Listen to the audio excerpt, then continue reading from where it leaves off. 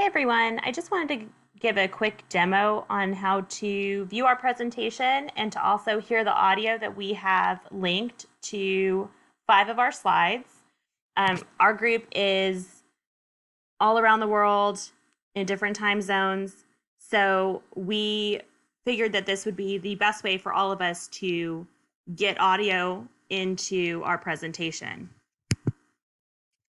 If you go to this slide here, it gives the original lesson plan and an overview of the original lesson plan.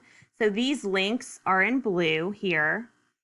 And if you click on the link, it should take you directly to the YouTube video that would have been recorded for that section. Use of technology and reading skills development. Same with the next slide. It discusses the strengths of the lesson plan, and then down at the bottom is the YouTube video recording of the presentation of this slide. Our lesson plan is the use of technology. So I hope this helps everyone in getting through our presentation. We appreciate it, and if you have any questions, please feel free to email me. Thank you.